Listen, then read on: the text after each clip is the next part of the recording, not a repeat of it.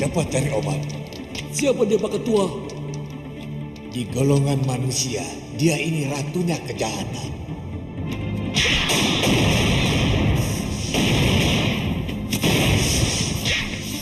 Ngerti? Cepat cari obat. Baik, Pak Ketua.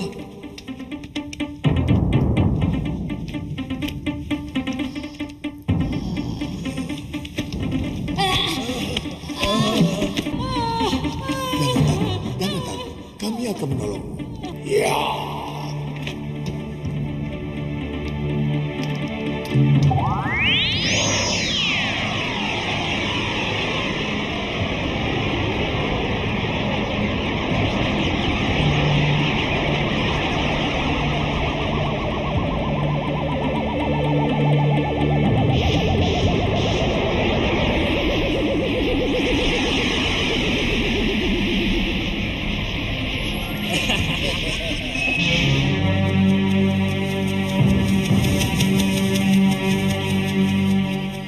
Maaf tuan-tuan, saya mencari seorang gadis pendekar bernama Arum Kemangi.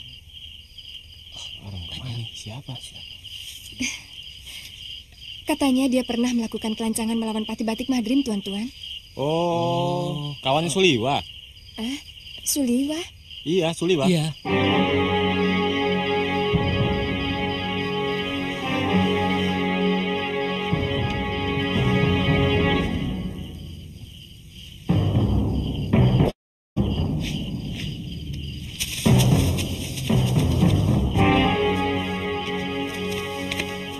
Maaf Tuan Suliwa. Ya? Saya mengantar gadis ini. Dia mencari Nini Arum Kemangi. Oh. Saya kakak Arum Kemangi, Tuan. Saya disuruh memanggil pulang Dina Kemangi. Oh ya, silahkan duduk. Silahkan.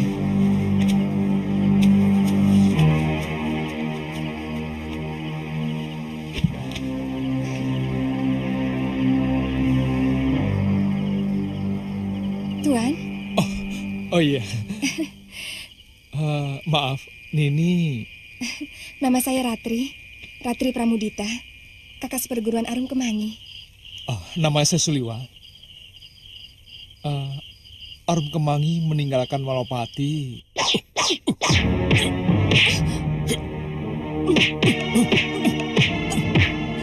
Setelah Empu Ayusa dan Empu Gangsa menyusul kemari. Tapi dia menolak untuk pulang.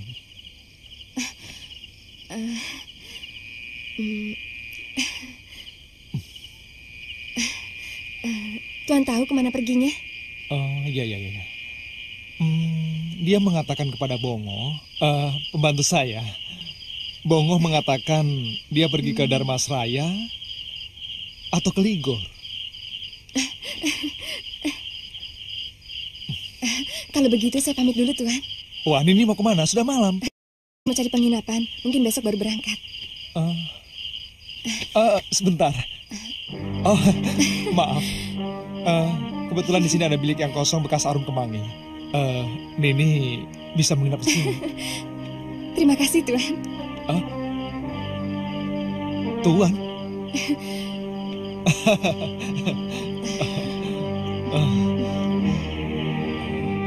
Gal.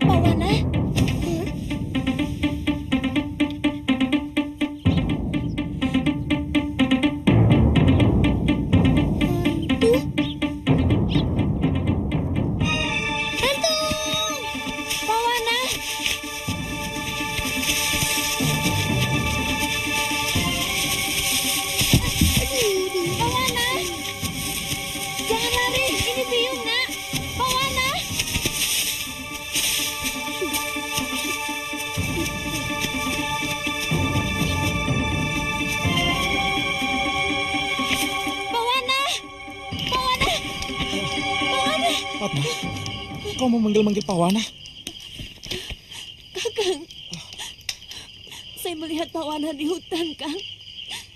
Kesannya hutan itu ada di bawah jurang. Tapi waktu saya panggil, dia lari menuruni tebing terjal. Di dasar jurang ada sebuah rumah gubuk.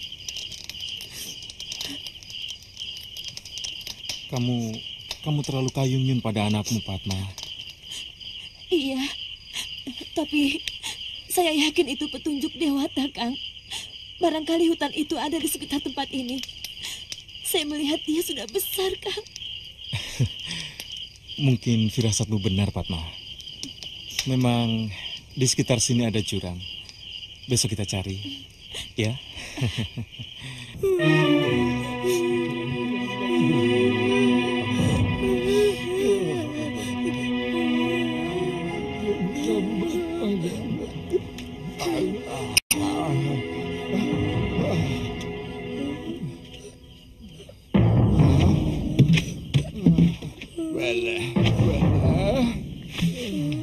Bagus. Pendekar hebat. Kok nangis? Kamu lapar ya? Mari, kakek gendong. Ayo. Loh. Kok nggak mau? Kenapa? Badan kakek bau. Wele. Wele.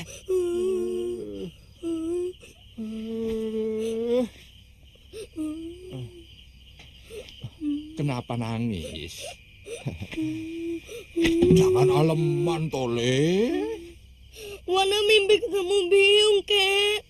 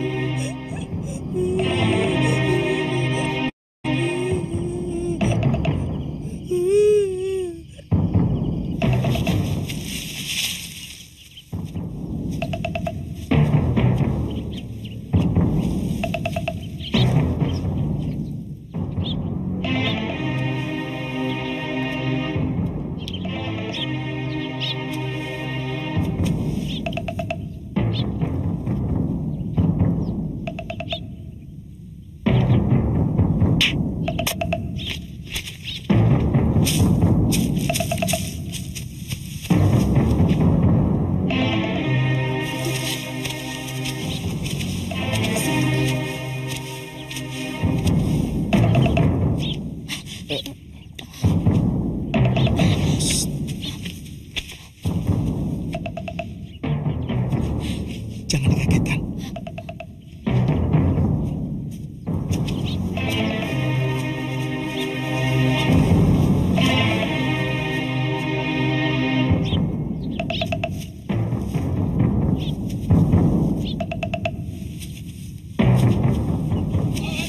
Iya, kek.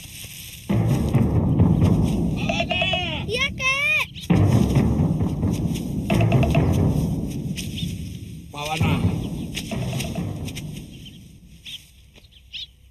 Kamu jangan jauh-jauh dari kakek. Siapa yang jauh? Ini Pak Wana dapat burung. Tadi kakek teriak burung pada terbang. Nah, ya sudah. Ayo, kita pulang.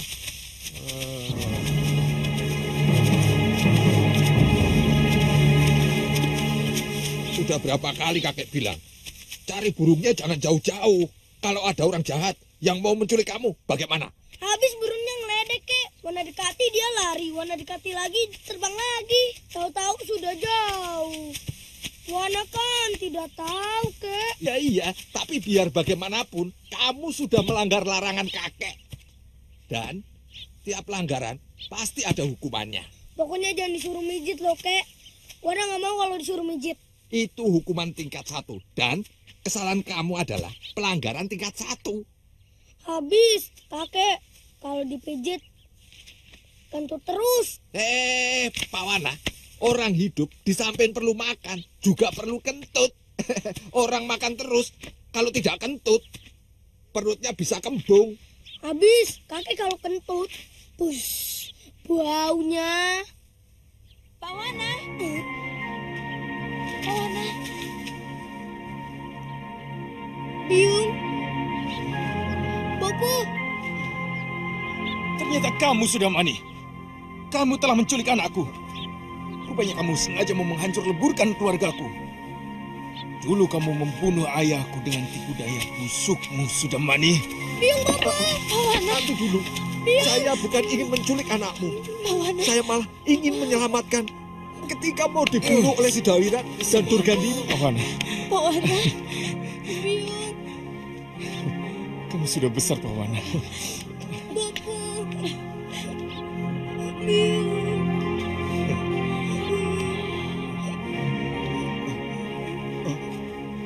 Pawana, minggir. Sudah mani. Jangan, Bopo. Kasihan kakek, Bopo. Ini saatnya sudah mani. Kakek.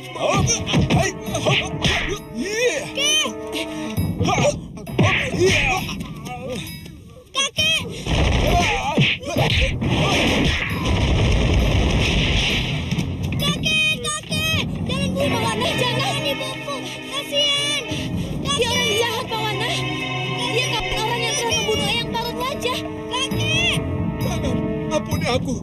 Aku sudah cukup menderita dengan karma yang aku jalani selama ini. Jangan bunuh aku. Pak Wana. Kakek. Pawana, Pak Wana. Kakek. Pawana, Pawana, sini. Dia yang telah menculik Wana sehingga kita terpisah. Tidak, Bopo. Kakek tidak jahat. Kakek yang menghibur Wana setiap hari. Kakek yang mengajari Wana ilmu silat. Tapi Wana, dia telah membunuh eyangmu. Dia juga telah membunuh seluruh murid Eyang Paron Wajah. Bukan. Bukan kakek. Yang membunuh Eyang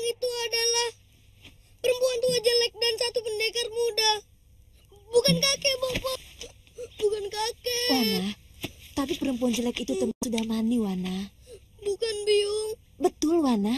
Wana, dengar bopomu. Jawab pertanyaan Bopo. Siapa bopomu? Ya Bopo. Betul. Setiap anak punya bopo. Bopo sendiri juga punya bopo. Namanya Kalawadana.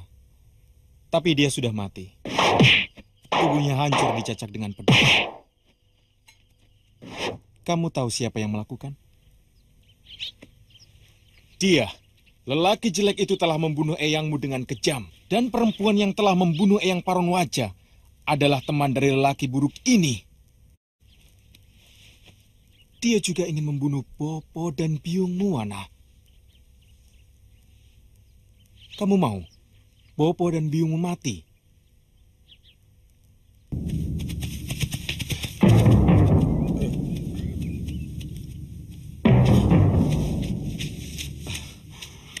Mohon maaf, Wiku.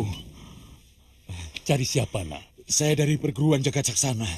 Saya disuruh memberitahu Wiku bahwa Empu Krodanala tewas dibunuh pemuda yang dulu membunuh Mahaguru Labdajaya dan Puwigar. Krodanala tewas? Siapa yang menyuruhmu kemari? Guru Krodanala sendiri sebelum beliau tewas.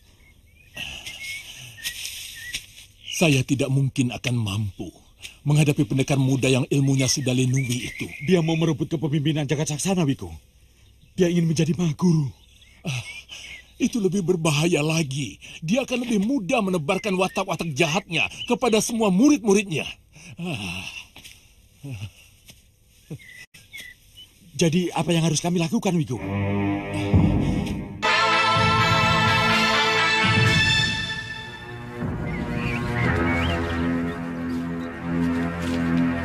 Aku buatkan surat ini untuk minta bantuan kepada cucu-cucuku. Mudah-mudahan mereka mampu menghadapi pendekar iblis itu.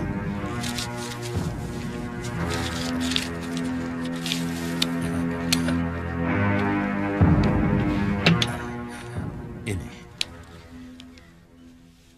Cucuku mengabdi di Kalinggapura. Kamu bisa tanyakan kepada prajurit atau bayangkara di sana. Namanya Aditya. Aditya.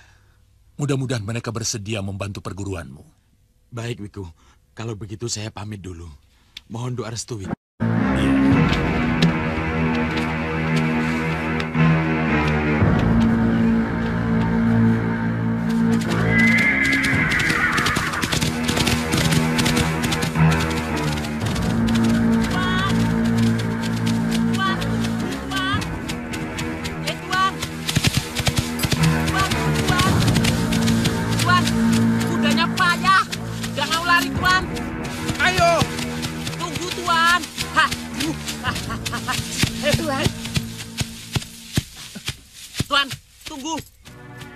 Oh ya, padepokanmu masih jauh ya?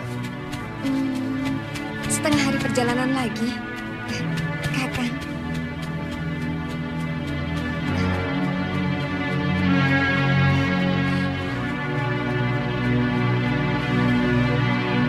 Tuan, payah ini Tuan. Payah Tuan, nggak mau lari. Yang payah itu kamu, bukan kudanya. Habis kamu lapar sih. Tuan tahu aja.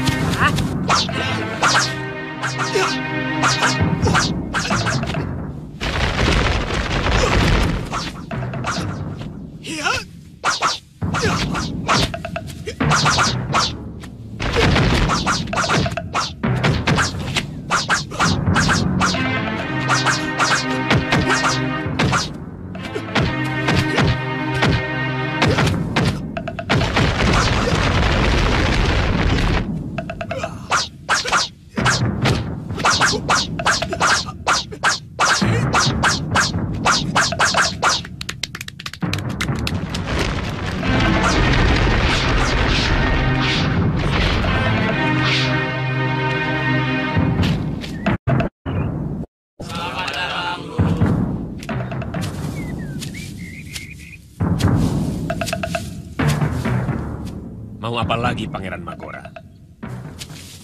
Tuan telah merusak pikiran keponakan saya, Arum Kemangi.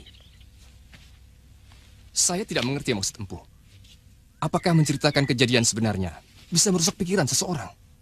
Padahal kenyataannya memang begitu. Tapi yang Tuan ceritakan tidak jujur. Tuan mengatakan bahwa Patih Batik Madrim telah melakukan kelicikan. Padahal yang terjadi adalah sebaliknya. Apa itu tidak merusak? Saya tidak mengerti. Kenapa Empu lebih memihak Patih Batik Madrim yang sombong itu daripada anggota perguruan Empu sendiri? Kenapa? Karena Empu tidak punya nyali untuk menghadapi Patih Batik Madrim. Jangan bicara nyali di depanku, Pangeran. Kami baru saja dari Malwapati. Kamu sendiri yang tidak punya nyali. Lalu menghasut Arum Kemangi untuk melampiaskan dendammu. Empu Gangsa! Bukankah kematian harus menuntut dendam? Darah harus dibalas darah. Benar kan? Benar, Guru. Tergantung. Darah Pangeran Kingkin adalah darah seorang kesatria sejati. Yang tumpah dalam pertarungan yang jujur dan adil. Jadi tidak perlu ada dendam. Lalu, bagaimana dengan Empu Katina yang mati secara mengenaskan? Dia telah dibunuh oleh Patih Batik Madrim dengan tanpa alasan. Betul. Darah Empu Katina tumpah karena kelicikannya. Darah seperti itu juga tidak patut dibasuh dengan apapun. Dia tewas sebagai pembokok. Perbuatan yang paling dikutuk oleh seluruh dunia kependekaran.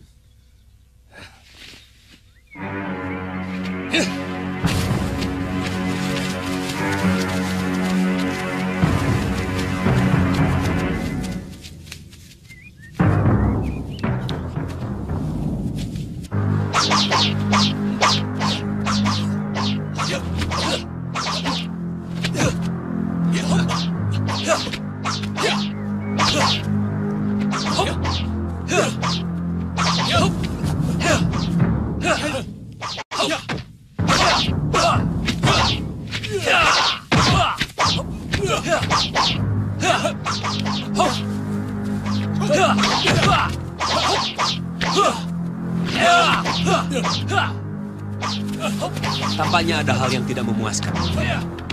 Ya, namanya juga orang hidup. Tentu ada saja persoalan. Tapi semua itu kan bisa diselesaikan. Guru, Ratri datang. Nah, dia selalu datang saat dibutuhkan. Eyang? Eyang? Ratri, Paman, mana adikmu Kemangi? menurut Kakang Liwa, dia meninggalkan Malwapati tanpa memberitahu mau kemana.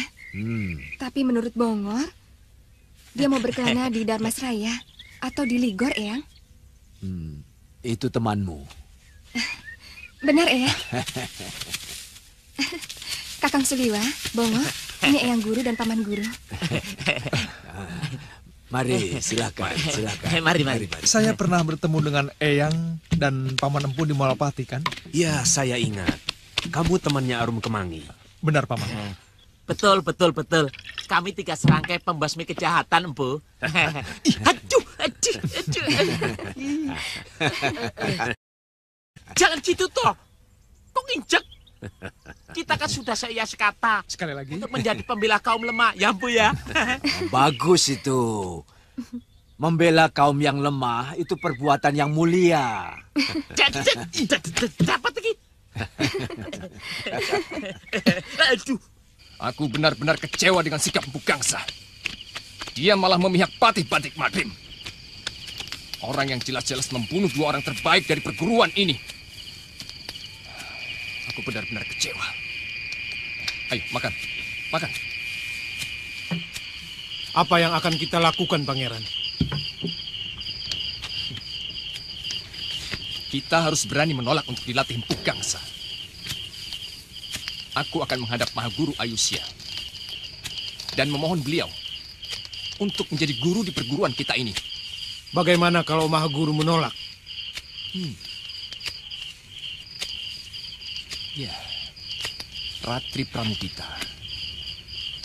Ilmu kanuragan Ratri Pramudita sudah menyamai dengan ilmu kanuragan Empu Gangsa. Dia pasti mau untuk menjadi guru kita. Pangeran Magora menghasut murid-murid supaya dia tidak mau dilatih oleh paman guru Empu Gangsa. Mereka menghadap Eyang Guru. Tapi Eyang Guru dengan tegas mengatakan, kalau mau berlatih, Empu Gangsalah yang melatih. Kalau tidak, silahkan meninggalkan padepokan. Saya dengar mereka akan mengangkat Nini atau Kemangi sebagai guru. Tapi Eyang Ayusa menolak dengan tegas. Ini adu domba. Jelas-jelas adu domba.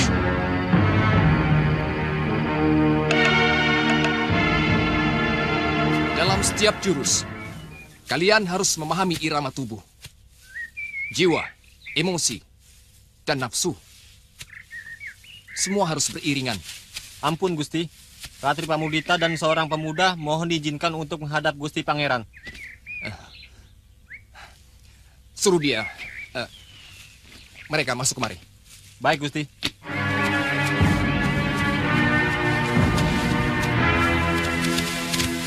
Silakan ini, Pangeran di balik langit. Terima kasih.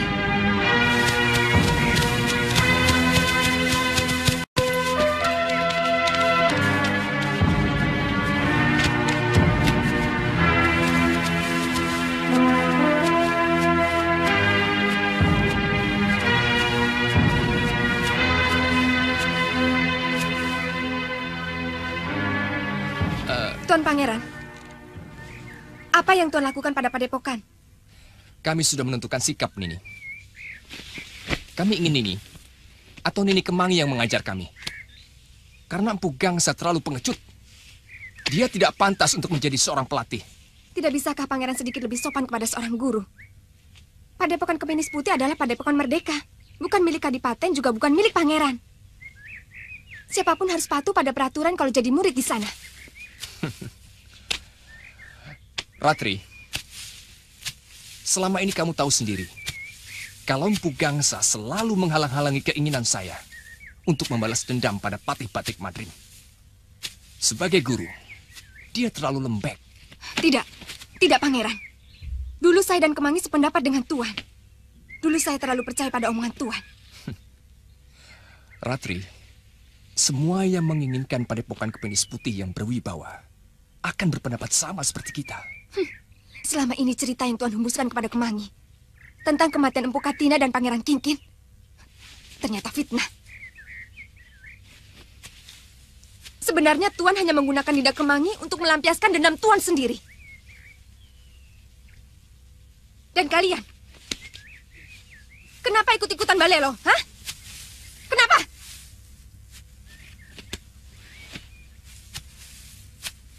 Saya minta kalian cepat kembali ke padepokan. Atau kalian akan menjadi musuh saya. Ngerti? Ratri, mereka semua sudah menentukan keinginan mereka sendiri. Dan mereka sudah membebaskan diri dari aturan perguruan yang nyinyir. Kami semua sudah sepakat untuk memberikan kehormatan kepadamu untuk melatih kami. Untuk menjadi guru kami. Baik. Saya bersedia mengajar mereka. Sini kalian, kumpul. Keliling. Dan pelajaran pertama adalah tentang arti sebuah kesetiaan.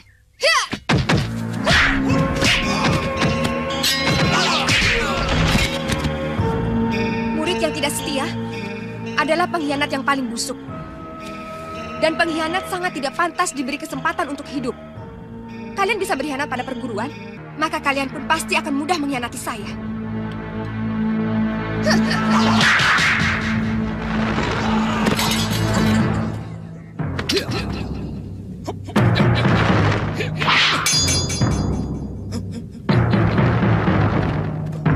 Hei, siapa kamu? Ini urusan antar murid perguruan. Kamu tidak berhak untuk ikut campur. Tidak pantas seorang ksatria melakukan kelicikan seperti itu, Pangeran. Dan hanya seorang pengecut yang menggunakan pasir beracun untuk menyerang lawannya.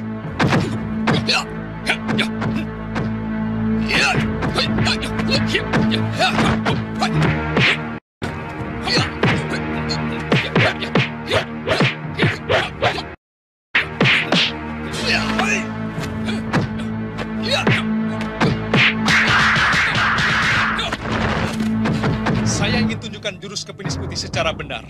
Karena jurus pukulan Tuan masih seperti bayi.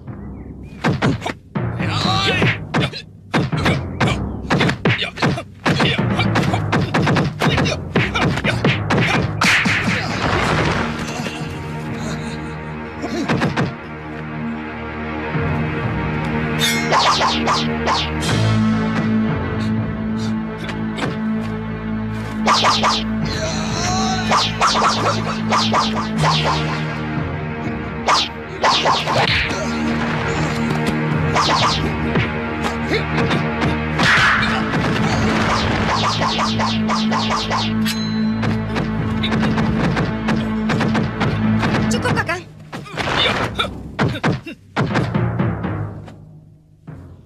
Ternyata kecepatan jurus kepinis yang pangeran kuasai masih jauh dari sempurna. Bahkan dengan mudah dikalahkan oleh orang lain. Oleh orang yang sama sekali bukan murid padepokan dengan jurus yang sama.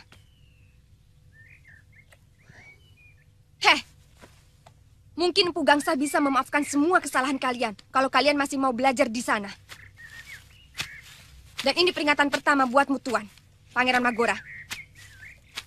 Kalau Tuan berani menghasut murid-murid lagi, saya tidak akan segan menindak Tuan. Mengerti? Kemari, Kakang.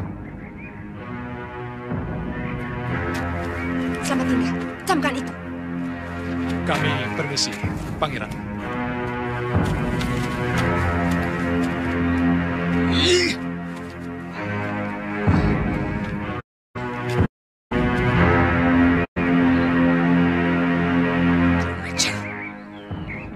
Benar-benar aneh.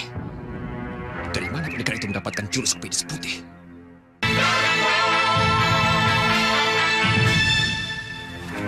Kakang mampu memainkan jurus kepinis menyerang elang jauh lebih cepat dari murid utama perguruan kepinis putih sendiri.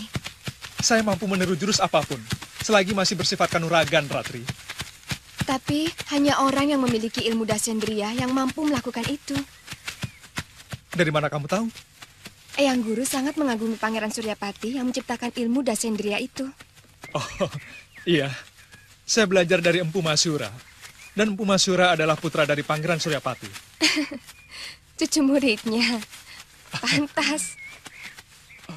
Oh iya. Dalam setiap perguruan, sering terjadi ada murid yang balelo. Murid Padepokan Sugalu juga? Iya. Istri muda Pangeran Suryapati. Ibu tiri Empu Masyura. Namanya Durgandini. Eyang Suryapati menceraikan dia karena tidak patuh pada aturan perguruan. Jadi, Durgandini menggunakan ilmunya untuk kejahatan? Iya, sebenarnya dia hanya mengumbar nafsunya untuk menaklukkan pendekar-pendekar lain di muka bumi ini. Tapi pada akhirnya, nafsu sebagai penakluk menimbulkan bencana di sana-sini. Apalagi setelah Durgandini mencuri kitab pusaka Imurka Gunung Ratri.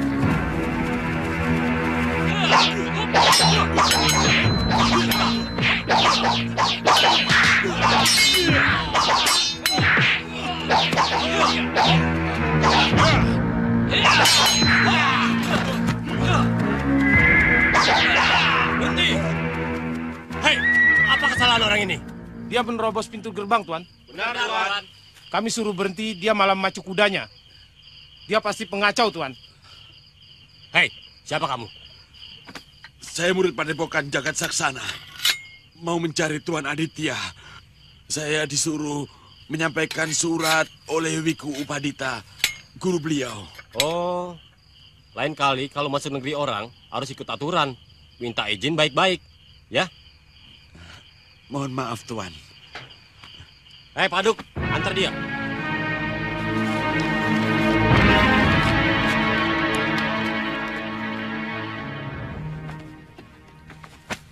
Wiku Upadita meminta saya merebut kembali Padepokan Jagat Saksana dari tangan Surawirat. Kalau begini kejadiannya, saya harus minta bantuan pada Suliwa.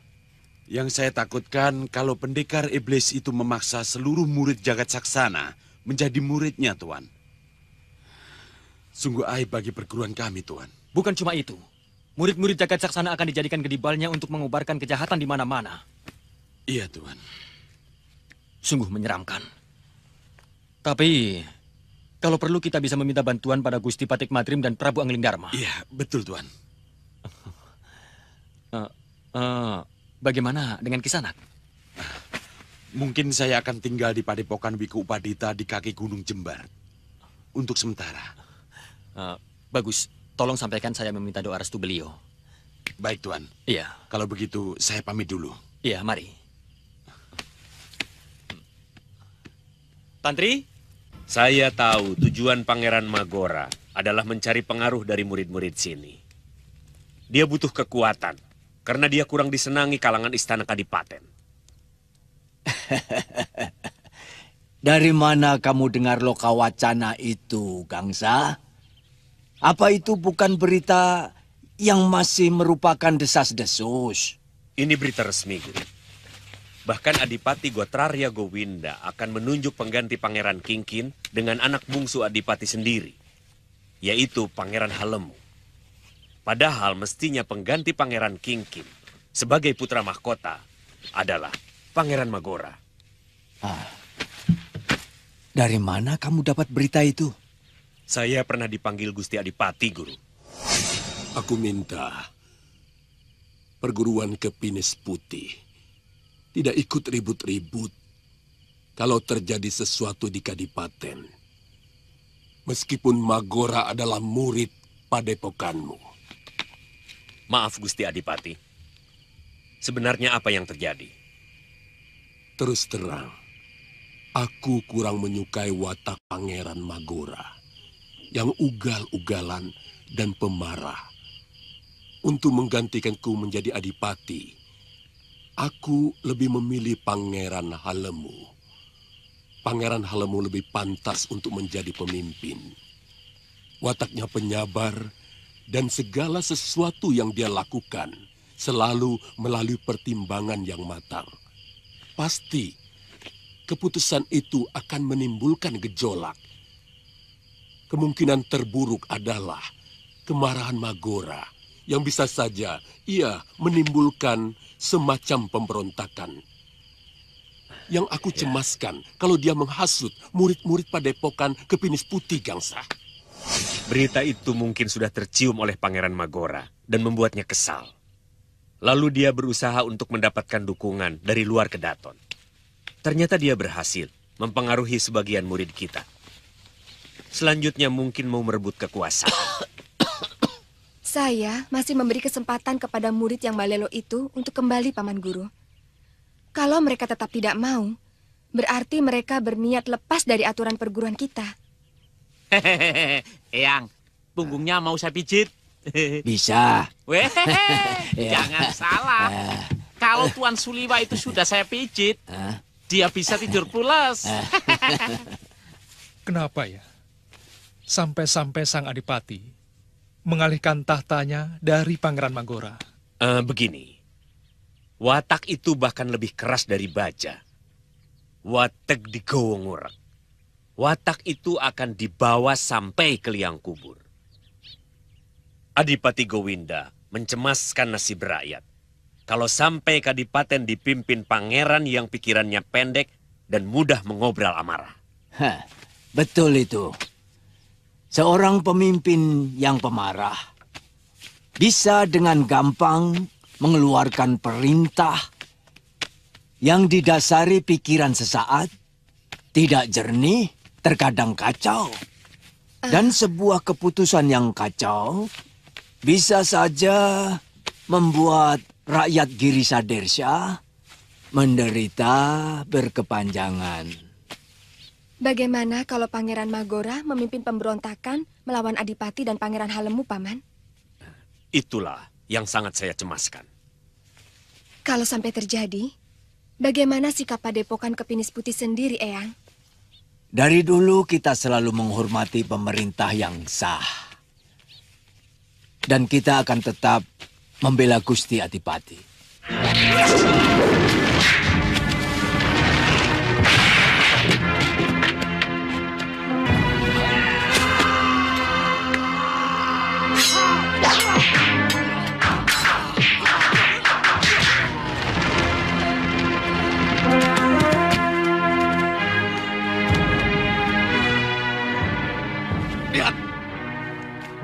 Siapa yang berani mengkhianati aku akan mengalami nasib yang sama seperti Dira dan Rakta.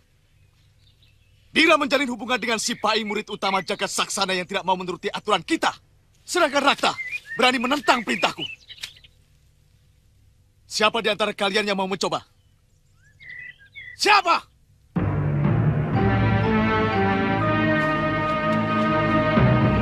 Kalian ini sebenarnya siapa? Dan bangsa apa? Rasanya aku tidak punya sanak kerabat seperti muka-muka kalian ini. Beletak. Kami makhluk dari gelap, Nyai, tergolong bangsa siluman. Tapi kenapa kalian menolong aku? Kami menemukan Nyi Sanak tergeletak di pinggir danau dalam keadaan luka parah. Kebiasaan bangsa kami adalah menolong barang siapa yang hidup dalam dunia kegelapan ketika dia sedang terkena malapetaka. Ketupak. Siapa yang berani mengatakan aku hidup dalam alam kegelapan? Dan siapa yang berani mengatakan bahwa apa yang kulakukan selama ini adalah kejahatan? Kamu tidak tahu apa itu kejahatan. Maaf, Nyai. Kami ini tahu hakikat dari seluruh kehidupan, Nyai. Bahwa kejahatan dan kebaikan itu cuma masalah dari mana kita melihatnya, Nyai. Bukankah begitu, Nyai? Apa salahnya pendapat seperti itu? Itulah pandanganku tentang kebaikan dan keburukan. Tetapi kebenaran sejati itu tetap ada, Nyai. Saya tahu, tapi saya tidak akan mau menerimanya, Nyai. Meskipun saya tahu, Nyai. Apa kau minta upah dengan kebaikan kalian semua selama ini padaku? Iya. Kami tidak pernah menuntut apa-apa, Nyai. Kami senang melihat Nyai selalu berbuat kejahatan. Karena kejahatan adalah udara dari dunia kegelapan. Dunia yang kami huni selama hidup, Nyai. Kalian menyindir aku ya? Buat apa menyindir, Nyai? Sama artinya menyindir kami sendiri. Sudahlah. Aduh, aku lapar. Oh, cepat. Ya kita jenis tanya. Tarok kita jenis tanya. Ayo. Aku minta makanan orang ya. Makanan kami, Nyai pasti tidak suka. Apa? Nyamuk, serangga, kecoa, belatung, lipan. Sudah. Jangan bicara lagi. Yang penting aku minta makanan orang ya. Aduh.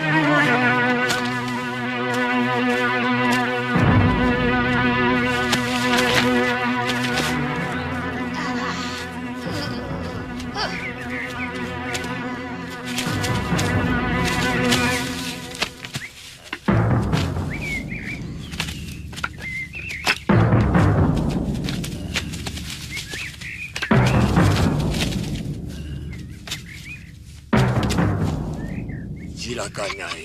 Ya. Dari mana makanan sebanyak ini, Danyang? Kami memasak sendiri, Nyai. Bagaimana mungkin bisa begitu cepat? Waktu di alam kami jauh lebih cepat dari waktu di alam manusia, Nyai.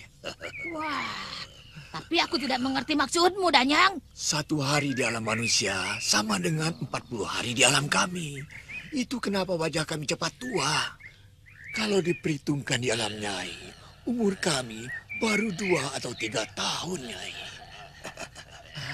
Silakan, Nyai. Ya. Suruh pergi dulu anak buahmu itu. Aku bisa tidak selera makan melihat muka-muka mereka. Baik, Nyai. Gunyah. Apa yang kamu dengar memang tidak salah, anakku. Aku memang berniat mengangkat Halemu sebagai penggantiku. Bukankah lazimnya seorang calon pengganti adipati yang meninggal adalah adiknya, Romo? Betul. Apa kamu pikir Halemu bukan adik Kingkin? Tidak ada keharusan untuk menggantikan kedudukan secara urut kacang. Romo, apa sebenarnya salah saya, Romo? Kenapa selama ini Romo memperlakukan saya secara tidak adil. Kenapa, Romo? Kenapa? Banyak. Belum menjadi pangeran Adipati, kamu sudah membuat kesalahan yang besar dengan memusuhi Batik Madrim. Padahal kekuatan Malwapati nyaris tidak ada tandingannya. Dan kamu sebagai pemimpin tidak baik memperbanyak musuh. Apa tidak boleh hamba menaruh dendam pada pembunuh kandra Pangeran Kingkin? Pikiranmu tidak jernih. Kamu hanya mengikuti hawa nafsu secara membabi buta. Kadipaten ini akan cepat hancur kalau diperintah dengan cara berpikir seperti itu.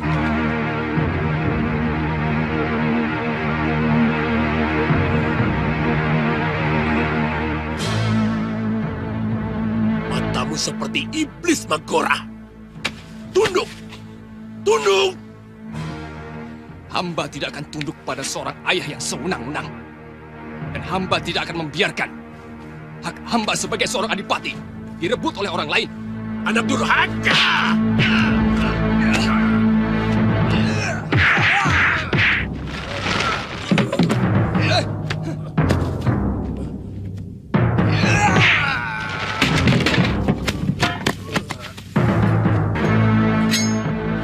Baik.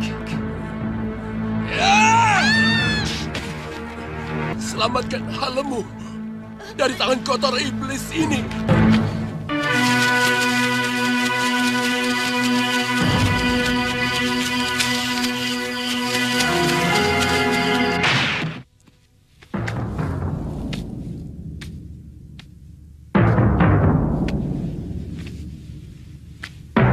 Romo Adipati telah tewas dibunuh oleh Halemu.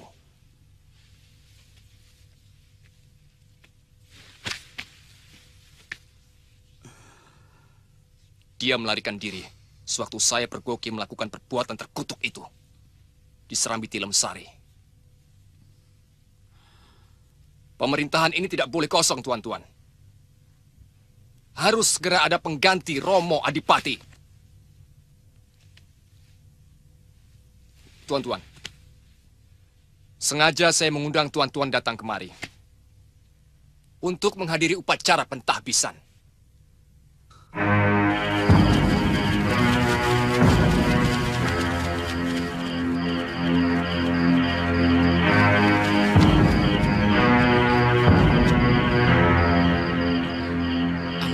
Aman, Gusti. Ayo, Bunda. Mari.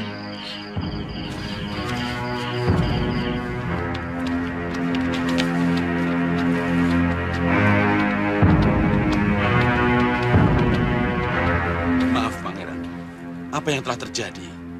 Dan upacara apa yang harus saya lakukan? Romo Pedanda, Romo Adipati telah dibunuh oleh Pangeran Halemu. Maka, tahbiskan saya menjadi Adipati. Kamu yakin tempat ini aman, Susrama? Mereka tidak akan mampu menemukan gua ini, Gusti Permaisuri. Hamba akan berusaha untuk mencari hubungan dengan Kadipaten Solo Gunung supaya Pangeran dan Gusti Permaisuri bisa mengungsi ke sana. Tidak usah, Paman. Saya tidak ingin terjadi peperangan antara Giri Sadersya dengan Kadipaten Selo Gunung hanya karena menyembunyikan kami. Jadi, apa yang harus hamba lakukan, Pangeran? Kanda Magora pasti akan mengangkat dirinya sebagai adipati. Paman tolong cari tahu siapa-siapa pejabat yang masih setia kepada kami. Baik, Pangeran. Hamba juga akan mengusahakan perlengkapan untuk tidur dan memasak, supaya Pangeran dan Gusti Ratu bisa lebih betah di sini. Terima kasih, Susrama.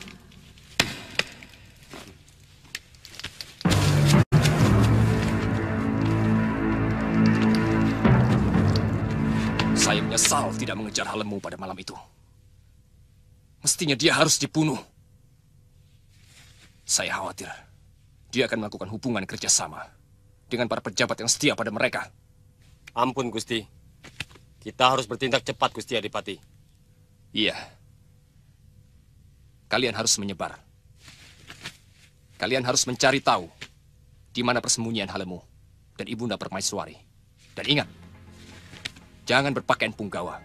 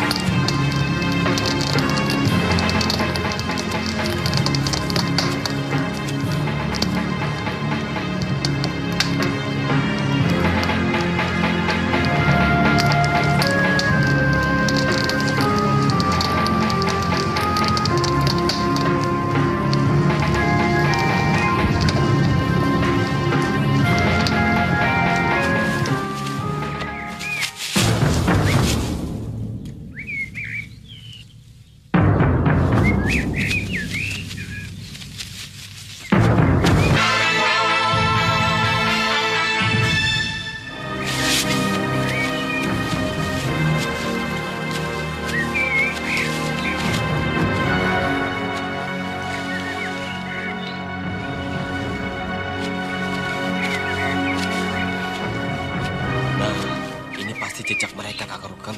Lihat, bekas telapak kaki, 3 orang. 2 laki dan seorang perempuan. Mungkin mereka turun ke jurang. Sebab di balik jurang ini ada jalan menuju ke Kadipaten Selo Gunung. Ayo.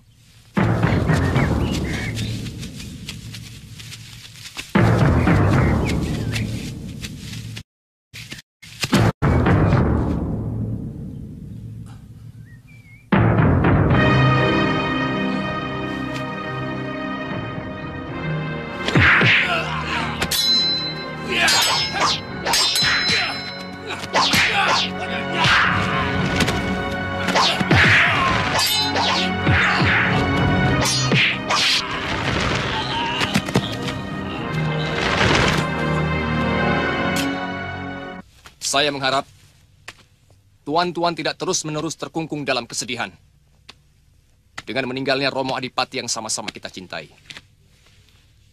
Marilah, kita mulai bekerja sama lagi, berkarya, meneruskan pekerjaan yang sangat sempurna yang telah diciptakan oleh Romo Adipati.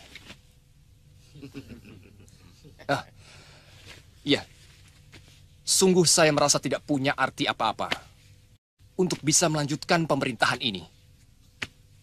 Apalagi meniru karya-karya Romo Adipati yang sangat jelas-jelas memanjakan rakyat. Pada kesempatan yang baik ini, perkenankan saya sebagai Adipati baru untuk berterima kasih dan memberikan penghargaan sebesar-besarnya kepada Paman Patih Bindiwala yang telah berjasa kepada Giri Sadesa, juga kepada Senopati Subada dan Tumenggung Tunggilis. Ketiga beliau ini, saya berikan kesempatan untuk menikmati masa istirahatnya. Karena telah bertahun-tahun mengabdi di Kadipaten ini. Oh iya, sebagai pengganti mereka, saya akan tunjuk para Magarjita sebagai Mahapati.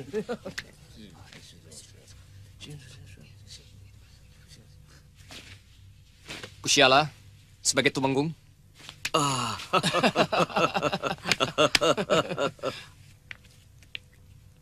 Dan Jatipurna sebagai Senopati.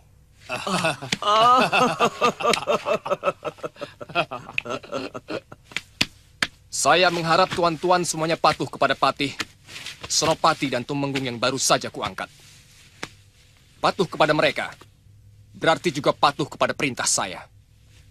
Dan jika kalian berani menentang mereka, berarti menentangku. Mengerti? Mengerti. Sekali lagi saya ulangi. Siapa saja yang berani menentang mereka, berarti menentangku.